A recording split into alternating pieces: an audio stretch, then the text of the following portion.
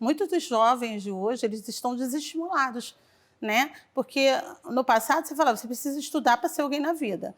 Num país onde você tem uma grande massa, né, de pessoas com diplomas, mais desempregada, como que você estimula esse jovem?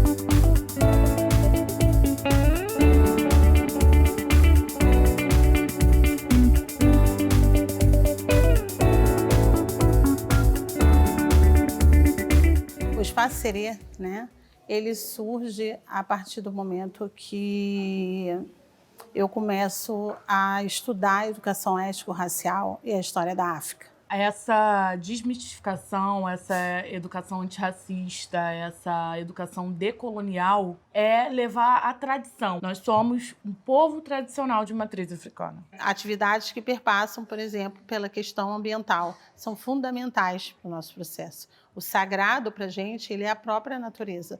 Muito mais do que qualquer ensinamento religioso, ensinar que essa natureza precisa existir para que nós existamos é a base de todo o nosso processo. E aí a ideia é essa, de a gente passar os nossos ensinamentos, não só para as crianças do nosso terreiro, como a comunidade, né? Que a comunidade também participa. Principalmente passar o respeito pelo mais velho, passar que eles também fazem parte, tudo isso aqui são deles também, se apropriarem do espaço que lhe pertence. Assim surge o Espaço de Educação e Ressignificação do Ensino.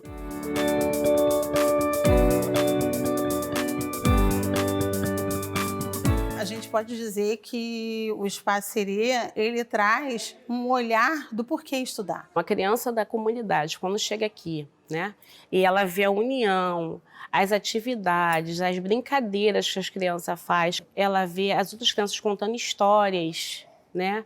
A gente lendo livros para elas dos nossos ancestrais, elas ficam assim enlouquecidas. Eles percebem que tem muito mais, que não é só aquela estrutura, o que a escola tem a ensinar, que eles precisam pegar entre linhas da escola, né, esse conhecimento. E que o conhecimento faz a diferença. Quando eles passam pelo primeiro processo, né, de discriminação, de qualquer tipo de problema que eles tenham externo, que eles conseguem levar isso para um debate, eles voltam com os olhos brilhando. Para mim, como uma jovem de 25 anos, um espaço como esse, poder oferecer e ver crianças tendo acesso a uma educação que eu não tive quando eu estava na educação básica, é realizador por ver outras pessoas e é realizador por estar fazendo esse processo.